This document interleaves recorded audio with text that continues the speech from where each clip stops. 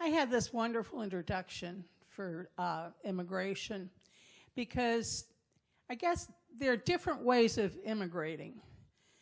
You know, maybe because you're leaving your homeland because of all the disasters that are happening there, or maybe your father says, "Come over from Poland, Marguerite, and see what it's like." That's a type of immigration, right? Ruth, come on, honey, we're married now. We're going to live in the United States. Now, I had one more person I was going to talk about immigration, and she's downstairs playing cards. I was going to tell Jenny Holiday that just because she moved from the rebel South to the Union North, that was not immigration. Todd. Thank you, Pam. Thank you very much. Last month we did George Washington, what made George Washington great. This month I thought I would go back to do the second part of a two-part series on what I call the golden age of immigration. This is such an important period when we had enormous amounts, 24 million people immigrated mainly from Southern and Eastern Europe to the United States between 1880 and 1920. It is the period of immigration that was one bigger than everything that came before, very different from anything that had come before, and transformed the country much more than any other period of immigration had done. Last time, the first part, I was telling the untold story of immigration. And if you recall, the untold story is most of the immigrants who came in this period never intended to stay. And about half went back. They made very little impact on American culture and society. They were here to do one thing, to accomplish one mission. They did it, and they returned home. But the other half did come here and did stay. And those who stayed really did transform the country dramatically. And I'm going to focus on those who stayed. But before I do, I want to introduce a friend of mine, Carl Smith. He's a friend, and he's also a very big supporter of the Veterans Breakfast Club. He's with You're with Dignity Memorial. You, Carl, I have to say, you know, he always runs an ad in our VBC magazine, which many of you get that I hand out here. You're sponsoring our next event in Sewickley, which is Wednesday, November 30th at Christ Church at Grove Farm. So you'll be there. And you've been here before, right, to do talks, and you may be coming here again in December. Yep. Thank you. So, yeah, some of you know me. I'm Carl Smith. I work for Dignity Memorial. I help a lot of veterans and their spouses, tell you all about your veteran burial benefits, which you're entitled to. And hopefully I'll be out in December and could bring my colleague Tony, and we'll sign you guys up, and you can come out and learn all about your free veteran burial benefits. So. Yes. And they are, I mean, one of the best benefits any veteran has is the burial benefit, and some people don't know about it. Some families are scrambling to find out about it. So you run a seminar, workshop, whatever you want to call it, just letting people know about the burial benefit. Absolutely. Well, thanks, Carl. And you may not leave because you have to endure a lecture about the history of immigration. And I thought I would begin this half of the presentation on immigration with a little game that I call Guess Who This Is? Okay? Guess who this is? Because the focus is going to be on immigrants who came to this country and stayed. And I have to say, the story that you've been taught about immigration, about immigrant success, immigrants coming to this country with nothing, and building a better life, it's true. It's absolutely true. Immigrants who stayed overwhelmingly succeeded. It wasn't always a dramatic rags to riches story, but it was most often moving from poorly paid unskilled labor to more highly paid skilled labor, or even a move from skilled labor maybe to a managerial, administrative, or technical white-collar job. It really is dramatic. Certainly even in the first generation, there's success. In the second generation, there's enormous success. And these are some people who were successful, like this guy, Eric Weiss. Do you recognize him? Does anybody recognize him? Oh, he is, I would call this guy the first American celebrity. The first celebrity. Harry Houdini. Eric Weiss immigrated to the United States in 1874 from Hungary, Jewish family, very Orthodox father who was a rabbi. They moved to Appleton, Wisconsin. His father was so conservative, so Orthodox as a rabbi, he got a job in an Orthodox synagogue in Appleton, Wisconsin. The congregants fired him because he was too strict. So the father could not get hired anywhere, went into a tie factory, and young Eric worked right next to his father, started doing magic tricks for other employees. And Harry Houdini truly did become the first American celebrity, somebody who was famous as an entertainer to a mass audience. He was the first one. And by far, the people who loved Harry Houdini most were immigrants. They came to see his stunts and his shows. The master of escape. Escaping his background, reinventing himself, even to the point of inventing a new name and identity. Here's another one. Israel Isidore Berlin. You got it, Irving Berlin. Immigrant, Jewish immigrant, immigrated as a child, as a 5-year-old from Belarus. His last memory of the old country is, he said, sleeping on the side of the road, going to sleep on the side of a road, watching his home burn in his village. By morning, the home was ashes, and he moved on and boarded a ship and came to the United States, Irving Berlin. How about this guy, Julius Henry Marx? Yes, Groucho Marx. One of the great, a true genius, comic genius certainly, but more than that, he was not an immigrant, but his parents were from Alsace-Lorraine, Jewish immigrants from Alsace-Lorraine, very, very poor. Groucho Marx was truly an intellectual academic genius, like off the charts IQ. He wanted to be a surgeon, but he had to drop out of school at age 12 and became an entertainer. And as you know, his brothers and sister all had an act together, the Marx Brothers. And they started out, their vaudeville show was originally all about immigrants. Zippo was the Italian immigrant. Harpo, before he went mute, was the Irish immigrant. And their initial act was how these immigrant groups interact with each other. And as you can imagine, the audience were immigrants. You know, these are immigrants performing for each other, the story of American immigration. Really remarkable. How about Yakov Gershowitz? Absolutely. Another very poor. All these people grew up very, very poor. George Gershwin grew up poor in New York City, dropped out of school at age 15. At age 15, becomes a professional piano player and started composing songs that he would sell in Tin Pan Alley, New York. How about this guy, Nathan Birnbaum? How do you guys know that? Because that's George. How do you know that's George Burns' picture? I picture him like this. Yeah, Nathan Birnbaum, George Burns. I mean, I think this is the oldest photo I could find of him. There may not have been photography when he was born.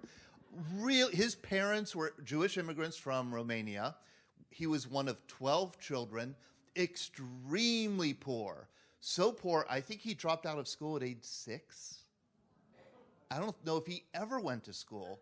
He worked in a candy factory, and he tells this wonderful story that I excerpted here from his memoir about, and I thought it would be worth reading, about how he left the candy factory and entered show business. We were all about the same age, 6 and 7, and when we were bored making syrup in the basement of this candy factory, we used to practice singing harmony in the basement. One day, our letter carrier came down to the basement. His name was Lou Farley. Feingold was his real name, but he changed it to Farley. He wanted the whole world to sing harmony. He came down to the basement once to deliver a letter and heard the 4 of us kids singing harmony. He liked our style, so we sang a couple more songs for him. Then we looked up at the head of the stairs and saw 3 or 4 people listening to us and smiling. In fact, they threw down a couple of pennies. So I said to the kids I was working with, no more chocolate syrup. It's show business from now on. We called ourselves the Pee Wee Quartet. We started out singing on ferry boats and saloons and brothels and on street corners. We'd put our hats down for donations. Sometimes the customers threw something in the hats. Sometimes they took something out of the hats. Sometimes they took the hats. Great story. How about this guy, Izzy Dembski? Anybody recognize him? Close. Close. Yes, Kirk Douglas, exactly. Izzy Dembski, another really poor, grew up extremely poor in New York City, and he tells this story. So my father, who had been a horse trader in Russia, got himself a horse and a small wagon and became a rag man, buying old rags, pieces of metal, and junk for pennies, nickels, and dimes. Even on Eagle Street, in the poorest section of town, where all the families were struggling, the rag man was on the lowest rung of the ladder, and I was the rag man's son. That's how he started out. Bernard Schwartz, you know him. Tony Curtis, exactly. This is Tony Curtis.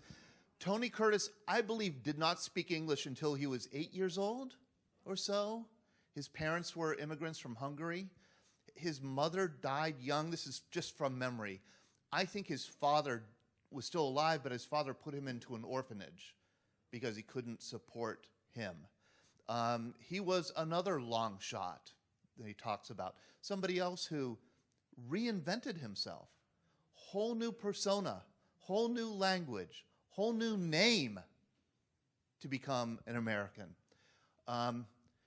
His story was he was in the Navy. He was out of the orphanage, joined the Navy for World War II, demobilized out after World War II, and went to California, and the rest is history. I was a 1,000,000 to 1 shot, the least likely to succeed. I wasn't low man on the totem pole. I was under the totem pole in a sewer tied to a sack. And then finally, Betty Joan Persky. Oh, good guess. No, good guess. Lauren Bacall. Yes, another, not an immigrant, but her parents were immigrants, Jewish immigrants. And you know what all these immigrants have in common is they all were people who followed, to an extreme extent, followed the pattern of immigrant success, which was, and this is a very sad in many ways thing to do, a very hard thing to do, leaving the old country behind. Leaving the old names, leaving the old identity, the old language, even the old religion and custom and heritage, and embracing something new here in the new world. This was the model that was pursued especially by Jewish immigrants. And all these immigrants that we've talked about here so far were Jewish immigrants. Of all the groups of immigrants, the Jewish immigrants were the most immediately successful in their assimilation, you might say, to American culture and society. They went up the economic ladder most rapidly after arriving here, very different from other groups of immigrants, in part because they had help. You know, when they arrived, there were Jewish people in the United States when Jewish immigrants started arriving in the 1880s. Here they are. This is a great postcard for Rosh Hashanah, I believe. Here are, you can see, very assimilated American Jews welcoming their brethren who look very different from Eastern Europe, you know, across the Atlantic Ocean. These people, and you could look at this picture. There's a man, there's an older man behind him, and then there's a woman, presumably his wife. Very different from the other groups of immigrants we were talking about. Yeah, I said that if you look at pictures of Ellis Island from this period, say 1890 to 1920, all you see are men. Men in hats, men with mustaches, young men, very few women. And that's because, of course, these immigrants were coming here to earn money, to buy land back in the old country. They were sent here on a mission. They were 15 years old, 16 years old. If you were 23 years old, you were an old man. You were selected by your village in some of the most undeveloped places of Europe, places that Americans had never heard of. Ukraine, Moldova, Sicily, Calabria. Nobody in the United States had heard of these places. These are places that were barely connected by railroads, barely had electricity, overwhelmingly agrarian economies. They were being sent out to the place where they could make the most money the quickest, and they would send that money back home so that their families could buy land that they had been losing under the land consolidation and the modernization that was taking place in these countries. So the mission was, as a 16-year-old, like Domenico DePastino, my great-grandfather, was sent over, illiterate, no skills, couldn't read or write in his own language. He was 18 years old when he arrived. He started working, and his mission was to send money back, and then he would return back to his tiny village near Naples in 3 years. That was the plan. But the dirty rat stayed. The dirty rat stayed. Which is why I'm here. Lucky for me, absolutely. And when I see this picture, that's the dirty rat. He already knows he's staying, Because here in the United States, the girls, their skirts go up to here. Back home, you don't even see their feet, Here, there's something called candy. I mean, here, there are motion pictures. It's a whole world that just opens up to young people when they come. Older people are skeptical of the world. They don't like it. But the younger people really embrace the fast-paced nature of American culture and society. And I thought of this back in August when we had a special event with the Veterans Breakfast Club. We had a special dinner where we honored 10 World War II veterans. And one of our, here they are. Here's the 10. And one of the 10 was this remarkable man, Vince Speranza. He was the 101st Airborne Division at the Battle of the Bulge. He's a little surprised here. He's getting kissed by a pretty young French World War II reenactor. And he told his story at our event, and it was a wonderful story, and I thought I would share it. I found it elsewhere where he's telling actually a bunch of cadets at West Point, the same story that he told us, our group. And I thought I would play it. It's just 2 minutes long, but it's so illustrative of this Italian immigration, sending young men to the United States just to work and return home. He tells the story of how his father immigrated but stayed. Hopefully the audio will work here. When the mass Italian immigrants came to America in about 1900, Man, that's too loud. And I don't know how to, let me see if I could lower the, how do I lower it? No output control. Okay, I don't think I could lower it. So, okay, you can on your end? Okay, let's do this.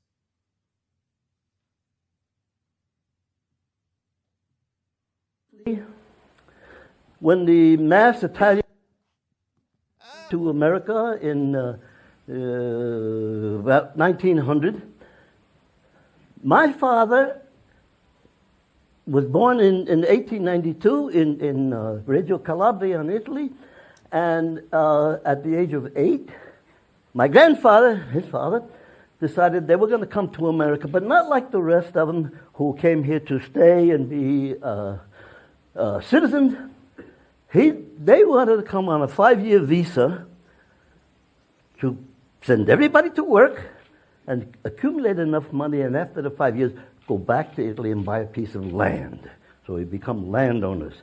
And so they did. They came to America, excuse me, and when the 5 years were up, they're ready to go back. My father and his older brother, Patsy, didn't want to go. They said, Pop, let's stay here. It's so nice. We could get jobs. We could go to school. But, hey, family's going back to Italy. But, Pop, hey, the family is going back to Italy. The ship is at the Brooklyn Navy Yard. It's ready to leave. They throw off the ropes. Just before they take the gangplank down, two little boys, aged 13 and 15, came running down the gangplank and disappeared into the crowd. My father had come to America to stay. That's how it would work. Those who stayed tended to defy the instructions, and they stayed because they liked it. You tended to stay if you were young. You tended to go back if you were older. That's generally the rules. Now, with Jewish immigration, very different. There's a whole different purpose to Jewish immigration. And whenever you're looking at these Ellis Island pictures and you see women, you can almost guess that they're Jewish. They're coming together as family units.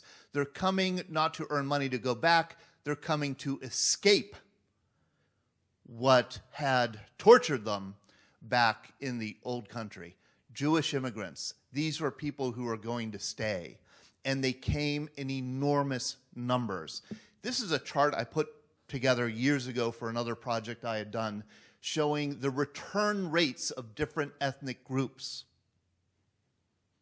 Some ethnic groups returned to the old country very successfully in high numbers.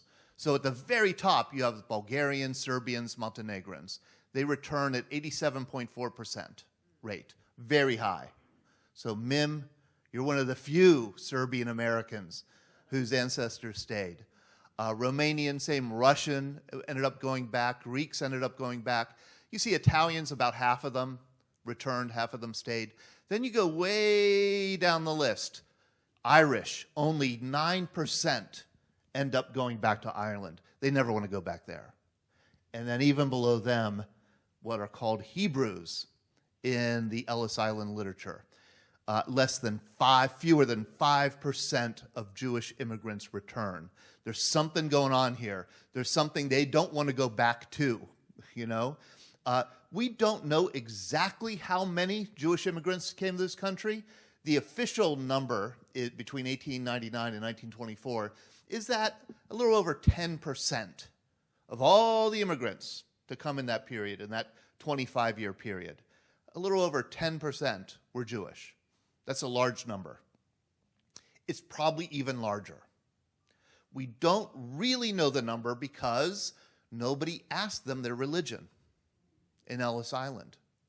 They asked them their language and they asked them where they came from. And often the people who are taking these, registering these immigrants, they couldn't tell the difference between Yiddish and German. So they might put German. So we don't exactly know, but every once in a while they would put German-speaking Hebrew, just to make sure that they were counted as Jewish immigrants. That's an enormous number. Italians make out of 1 every 5 immigrants in this period, but Jews are second most, 1 out of every 10. And they come overwhelmingly. Their immigrant numbers are very low until the early 1880s. In 1880, there were maybe 250,000 Jewish people in America. 250,000. By 1920, there are 4 million. And almost all of them come from Eastern Europe. And they come in a big wave, beginning especially in 1880 and reaching a peak really around 1900. And this is what they're escaping. They're escaping what is called the disabilities. This was the term that was used in the Russian Empire. The disabilities that Jewish people were suffering in the Russian Empire. In other words, if you were Jewish and you lived in the Russian Empire, you were restricted, very restricted, in where you could live, where you could move, and what you could do. you were restricted especially to what was called the Pale of Settlement. The Pale of Settlement was something defined on a map by Tsarina, is that the right word? Empress Catherine the Great in 1791. She decided she wanted to Russify Russia. There were too many ethnic minorities in Russia. She wanted to cleanse Russia and make it more ethnically Russian. And so she ordered all Jews to be moved west to the very edge of the Russian Empire, outside of Russia proper, in places that now straddle the borders of Ukraine, Moldova, Lithuania, Poland. Here's where the Pale of Settlement was defined. All Jewish people had to live within the Pale of Settlement. Pale, I think, is a word that shares a root etymologically with the word pole, meaning to stake out, like a surveyor's pole, to stake out property. So this is the staked out area where Jews could live. And they could move within the Pale of Settlement, but they needed a passport. They had to get permission to move about. And they could only live permanently in certain urban areas called shtetls, or villages, or towns. Some of the shtetls were small. Some of the shtetls were like cities, like small cities. And the biggest disability that Jews suffered from was that in the Russian Empire, they could not own land. That may not seem like a big deal to those of us who don't own land, but are, can still be considered successful or affluent. But in the Russian Empire, owning land was everything. That was in an agrarian economy, land ownership is the only index of success there is. You either own land and are affluent, or you're landless and are poor. That was it. So banning Jewish people from owning land really inhibited the Jewish community. They had to live in shtetls together, and they had to pursue certain occupations that are urban occupations. They could only make and sell clothing. They could only butcher and sell food. They could only trade. They could only be craftspeople. They could be, they could make plateware and silverware, and they could be silversmiths. And they had to focus on urban. They could be bookkeepers. They had to focus on urban crafts, and this very much inhibited Jewish success in the empire. You could be permitted to make, say, clothing or cloth and move from town to town and sell it. That's how you would make your money. Then in 1881, Tsar Alexander II gets assassinated. Jews get blamed for it. Nationalist Russians blame anarchists and socialists and Jews for the assassination of the Tsar, and that's when the pogroms begin. Pogrom, that's a Yiddish word for wreaking havoc.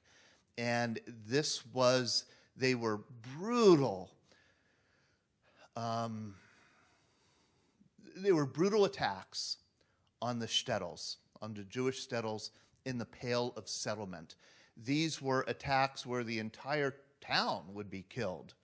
And they were usually, it was usually led by Cossacks, and these were officially sanctioned attacks on subversive Jewish towns. And it took a while, but for the pogroms, last time I read a book about the pogroms was a long time ago, and what I remember is it wasn't like it wasn't like what we know of as like Nazi Germany. Systematic, final solution, extermination, let's get this done as quickly as possible. This had a seasonality to it and a kind of informality to it. There would be months and months, maybe even years, where there weren't pogroms. And then something would happen. Easter would come. That was one thing. Easter was usually a time to launch a pogrom. And then, or some other assassination or political, disaster would occur. And there would be attacks on these Jewish shtetls. And it came to America's awareness in 1903, very specifically, with an attack on this little town in Moldova called Chisinau. And it just so happened that there was a reporter and a photographer from the New York Times in this town when the pogrom happened. And it became a very well-known and very well-publicized event here in the United States. In other words, if we go back 99 years ago or 119? You can tell I wasn't a math guy. 119 years ago, we would all be talking about this. This was in the news. And it was because of reports like this, photographs like this, and reports like this. The anti-Jewish riots in Kishinev are worse than the censor will permit to publish. There was a well-laid-out plan for the general massacre of Jews on the day following the Orthodox Easter. The mob was led by priests, and the general cry, "Kill the Jews," was taken up all over the city. The Jews were taken wholly unaware and were slaughtered like sheep. The dead number and the injured about 500. The scenes of horror attending this massacre are beyond description. Babies were literally torn to pieces by the frenzied and bloodthirsty mob. The local police made no attempt to check the reign of terror. At sunset, the streets were piled with corpses and wounded. Those who could make their escape fled in terror, and the city is now practically deserted of Jews. This was publicized throughout the nation, and Americans were shocked and horrified to the extent that their president, President Theodore Roosevelt, intervened. He made speeches about it. Here's a cartoon showing Roosevelt trying to shame the Tsar into stopping the cruel oppression of the Jews. That's the title here. And you can see an elderly Jewish man carrying this heavy bag of oppression as his family follows him out of the shtetl that is being burned to the ground in a pogrom. The United States welcomed these refugees from the Russian Empire, and it became a very popular thing to support, beginning especially in 1903. Here's the modern Moses. You can see there's Uncle Sam as the modern Moses parting the seas of oppression and intolerance, and Jewish immigrants coming from Eastern Europe, from the Russian Empire, to the United States. These kids, these are all orphans from pogroms, Jewish orphans, who are, brought here. You look at these kids. These kids are, they become Americans before they even land here. They're leaving a home that is nothing but oppression and death. There's nothing for them there. They don't know exactly where they're going. They know they're going to the United States, but they don't really know what that means. But they do know it's got to be better than this. And they start practicing their English on board the ship. They start singing the national anthem on board the ship. I've read stories about this. These people are becoming Americans before they ever arrive here. Very different from, say, the immigrants from Italy who were coming here only to work. They weren't here to learn the language. They weren't here to assimilate. They were here to earn money and go back. These immigrants come here. They arrive as Americans. And half of all of Jewish Americans in 1900 live in New York City, including 500,000 that live on the Lower East Side, which is a 1.5-mile postage stamp of a territory crammed with tenements. It becomes one of the most crowded places on earth. And 60% of all Jewish immigrants who come in this period, or who live in New York City, 60% work in the garment industry. Boy. Okay, this is where I talk about something that's really remarkable, and that is the story of Jewish success. Jewish success. Jewish immigrants were able to succeed, go up the economic ladder much more rapidly than other immigrant groups. And I first learned of this as a child when I listened to my mom, daughter of Polish immigrants, and my aunt, her sister, daughter of Polish immigrants, talk about this issue. I'm sorry, Mom. I'm sorry, Aunt Dolly. They swore me to secrecy because they said to each other, and they saw that I heard them, they said, oh gosh, they would hate me if I said this. They said to each other, the problem with Polish people is they don't like school.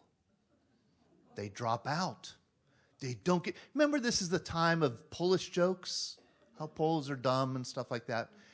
Well, they said the problem is, all the Polish kids that they went to school with in McKees Rocks Bottoms, they dropped out of school early, and they would say, it's the Jewish parents that push their kids to go to college, push their kids to be successful. Why can't us Poles be more like that?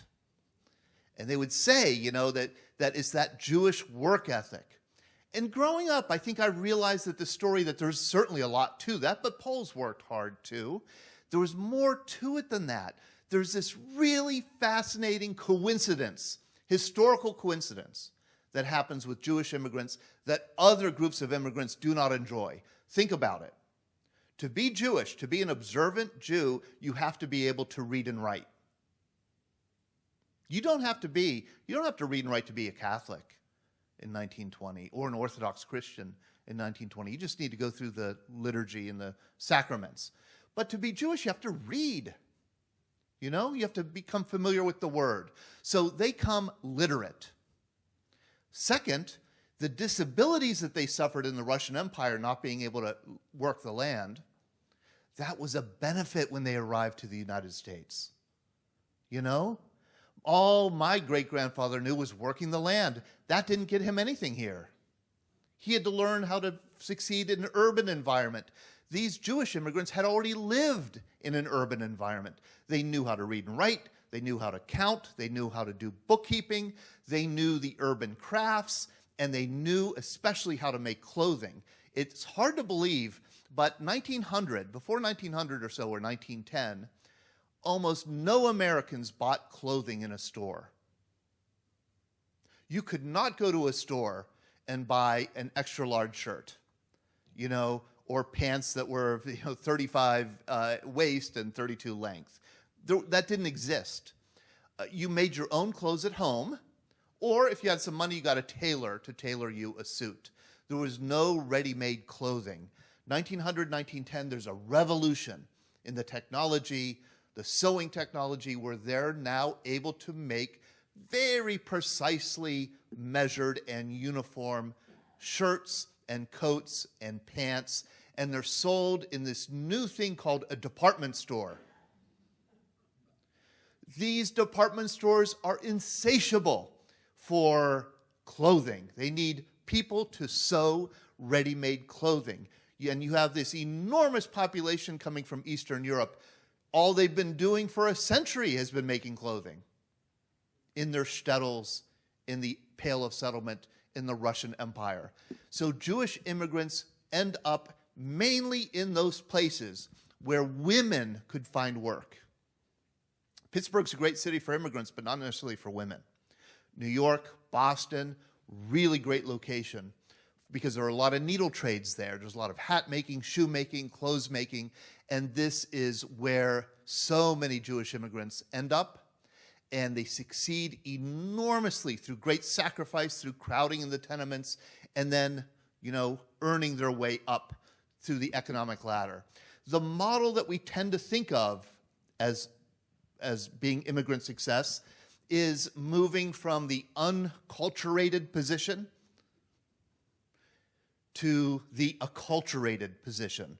In other words, if you're unculturated, you remain loyal to the old language, to the old customs, the old food ways, the old religion, all the ethics and values of the old world.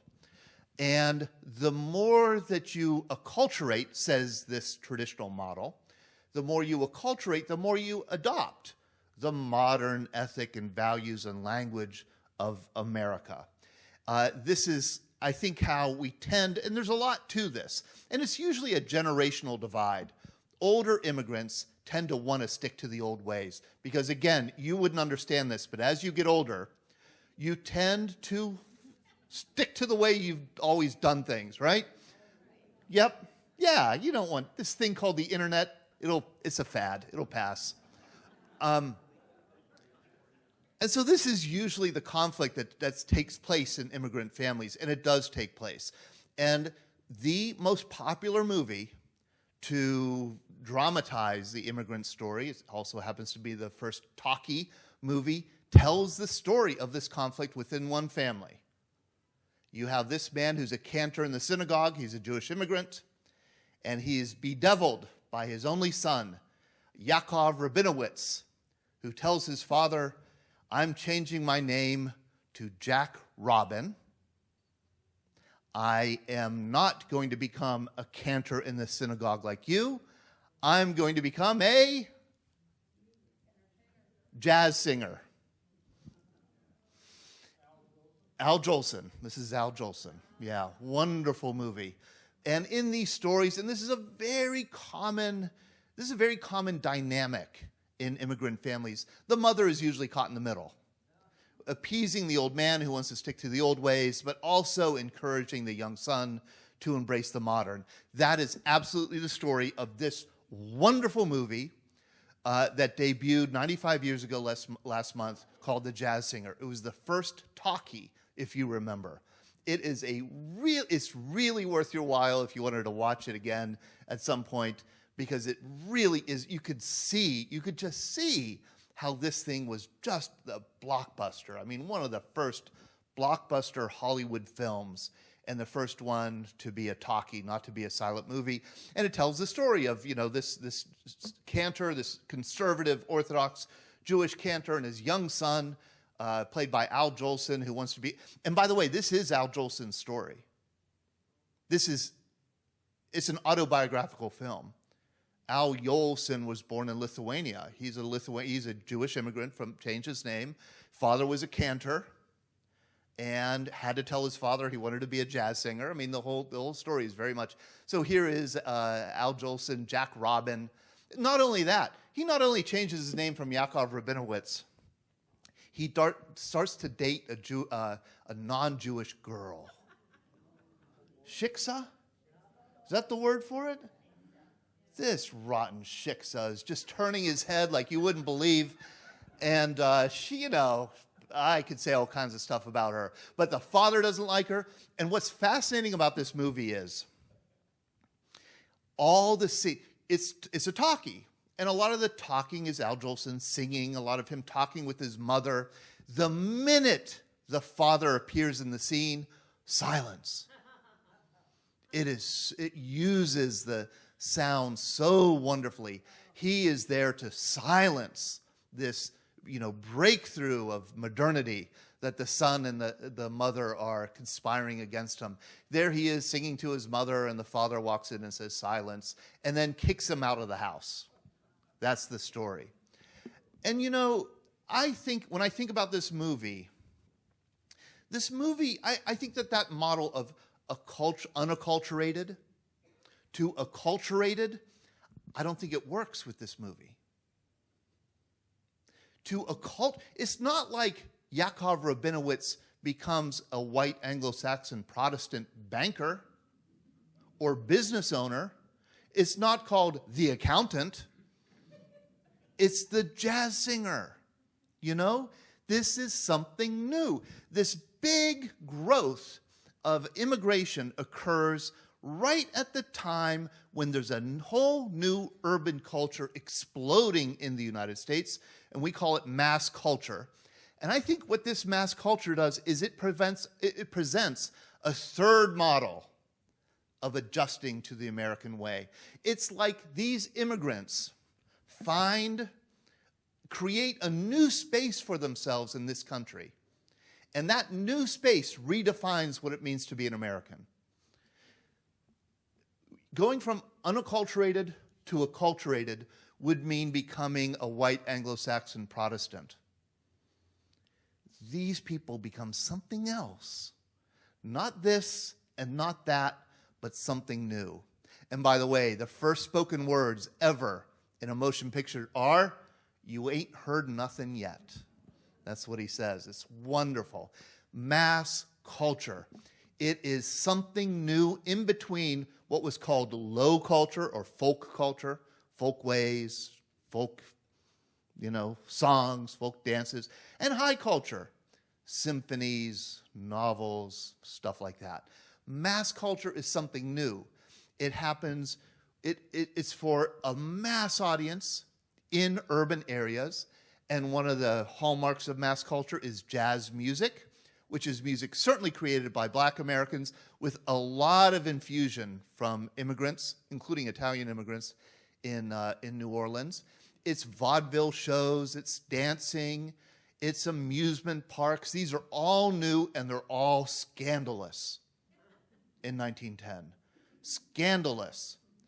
My grandmother, who was an immigrant, talked about how her father, who's also an immigrant steelworker, discovered that she had dancing shoes with heels on them. She was a flapper before the name Flapper. And the father finds them and breaks the heels off. It's like right out of The Jazz Singer. That's exactly the kind of conflict. Scandalous, scantily clad men and women, boys and girls swimming together. You have boxing, you have baseball. If we were to go back 100 years ago, 110 years ago, and go to a Pittsburgh Pirates game, most of the people in the stands would be immigrants. Most of the people on the field would be immigrants or their children. This was the new culture that was embraced and promoted by immigrants and their children. And this was the avenue by which I think immigrants became American. They embraced this new culture, radio, motion pictures. The movies they were the king of mass culture. Charlie Chaplin, himself, an immigrant, often played immigrants in his movies. And the movies are especially fascinating, I think, because there's a conflict at the heart of the motion picture industry during this age, this golden age of immigration. And the conflict comes from the ownership of the patent. Thomas Edison, who did not like immigrants. Edison invented the film projector. And he would allow you to show films that you had to rent from him. And you could open a movie theater, and he would lend you or sell you his projector, and then you would license the films that he made. And his films were boring. They were yacht races, they were horse races, they were scenes from the Bible, They were novel. He saw motion pictures as he saw it as a scientific instrument, which it was, but he also saw it as a novelty, which it also was.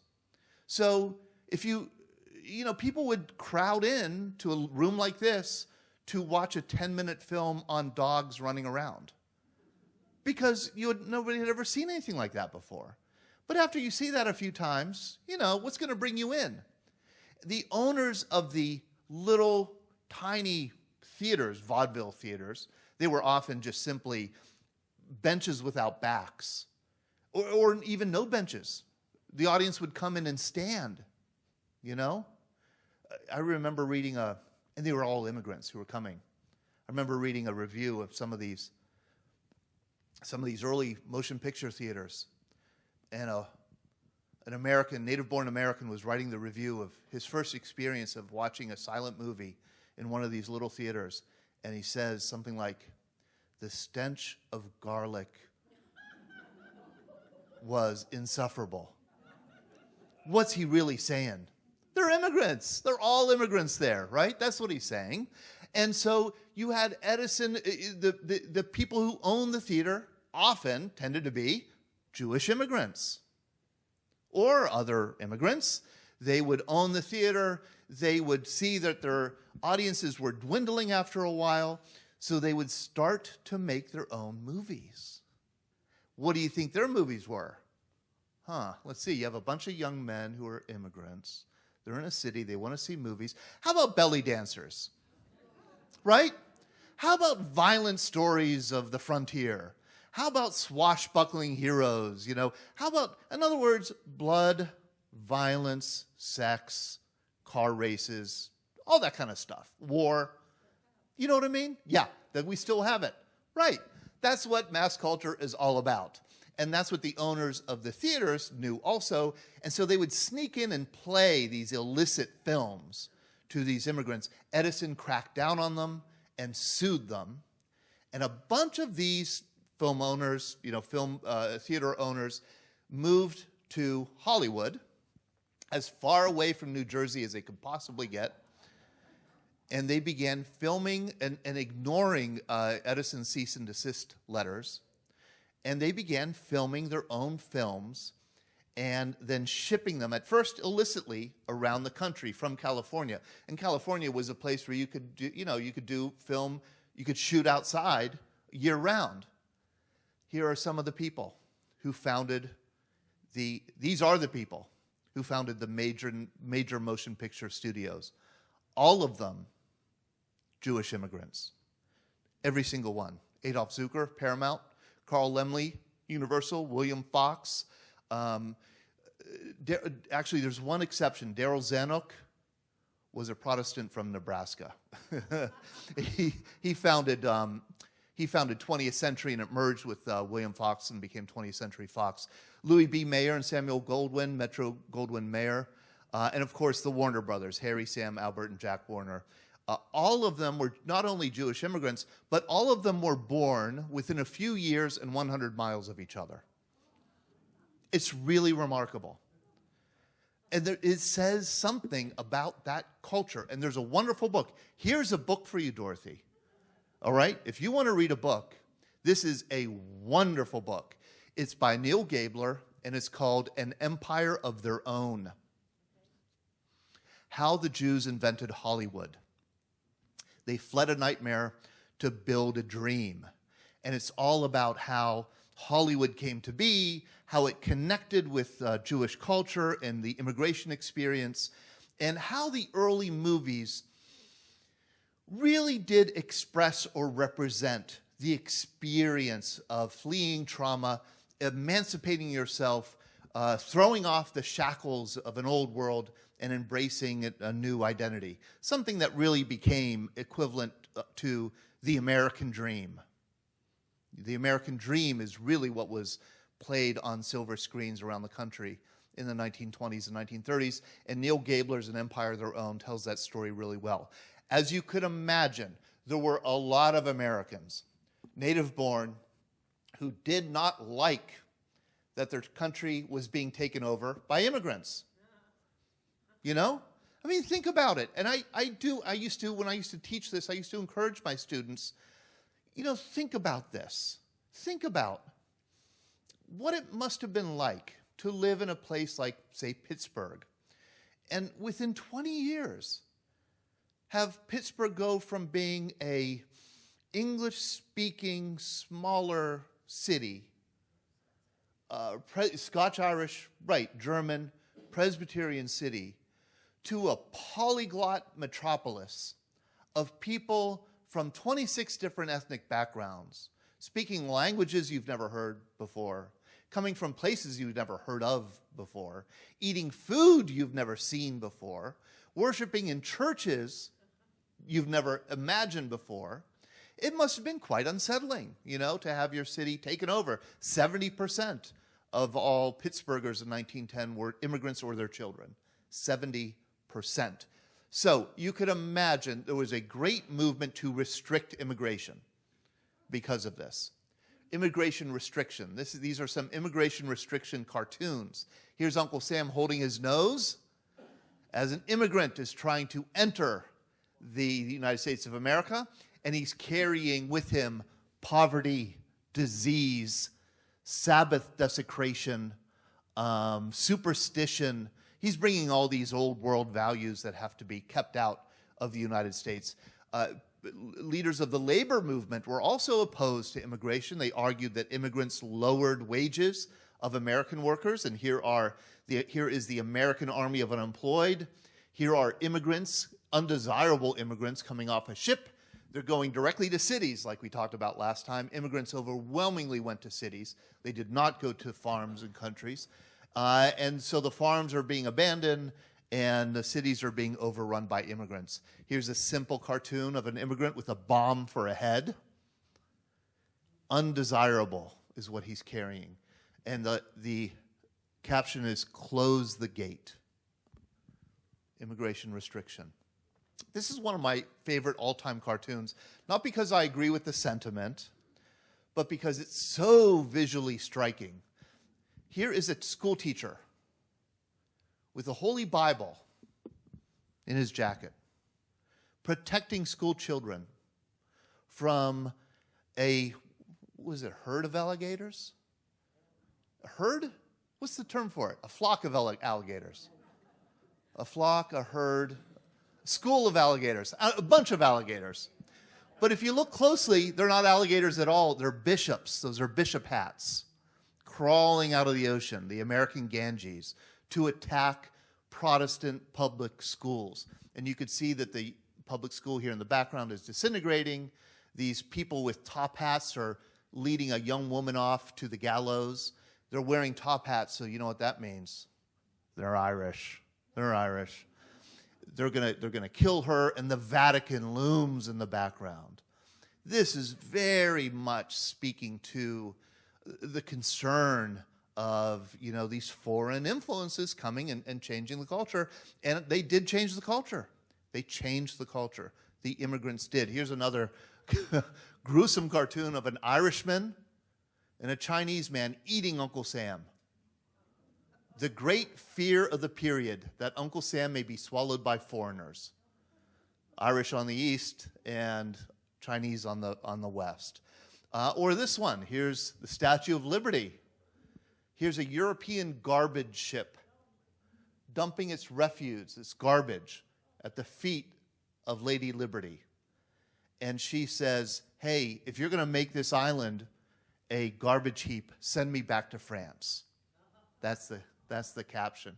So you can imagine this is, a lot of, this is actually a kind of a pro-immigrant. This is a pro-immigrant cartoon. This is a immigrant coming off a ship, and you have these wealthy people stopping him. But the shadows, you see that they were once immigrants themselves, but they don't want any more to come to threaten their own position.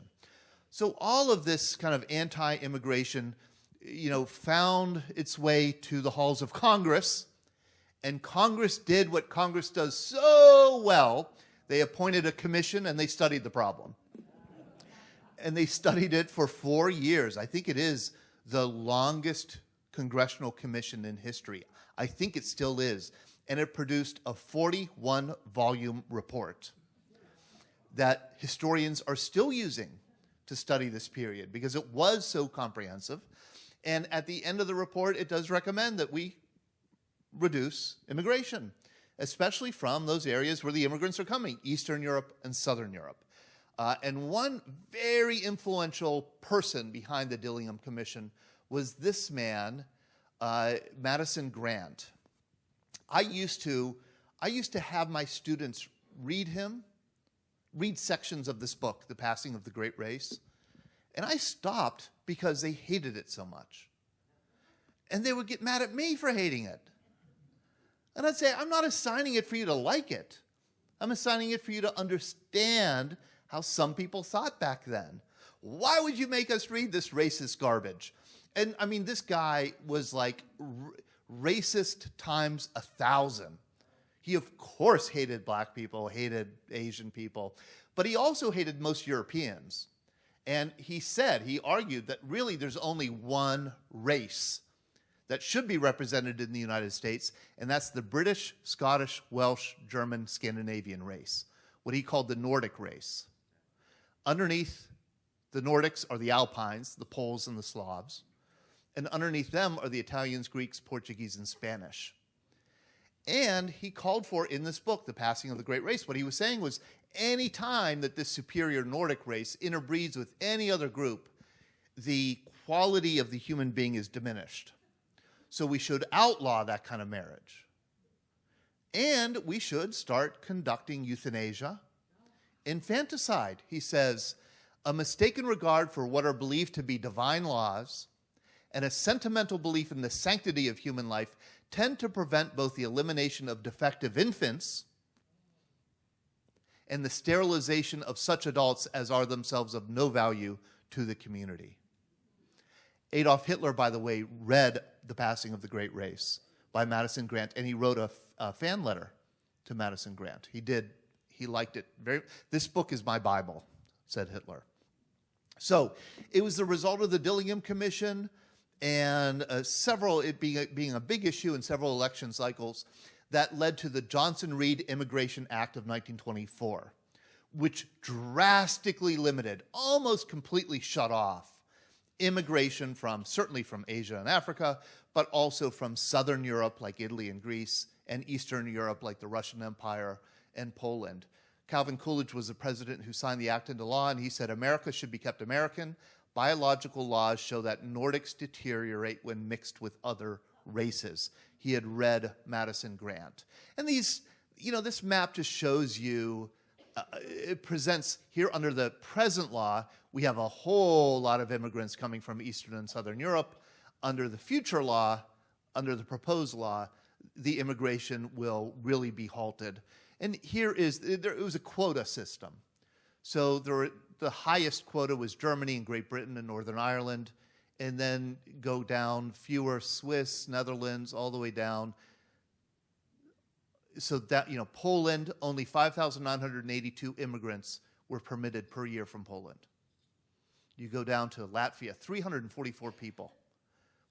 Greece, 100 people. Africa, the whole continent, 1,100 people. So this is a quota system that privileges Northern Europe and Western Europe. And this was the law for 40 years, from 1924 to 1965. And it was the beginning in the civil rights movement. Some Americans were starting to say, wait a minute, this is a racist immigration policy.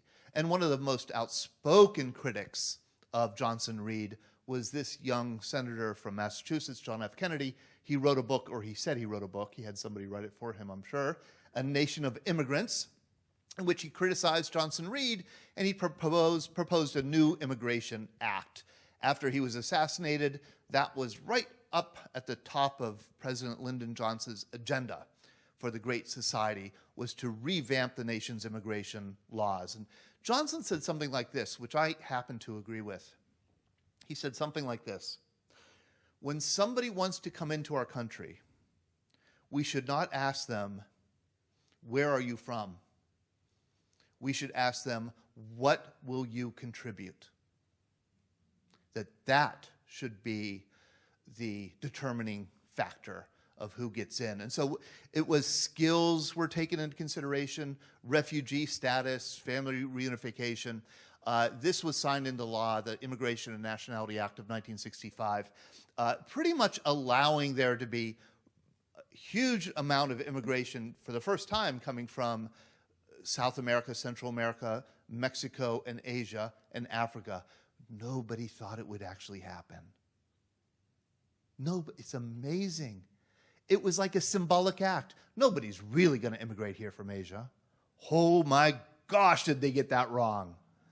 Wow, this really changed the country again, this great wave of immigration, but it's a whole nother story that I will save for another time. Thank you.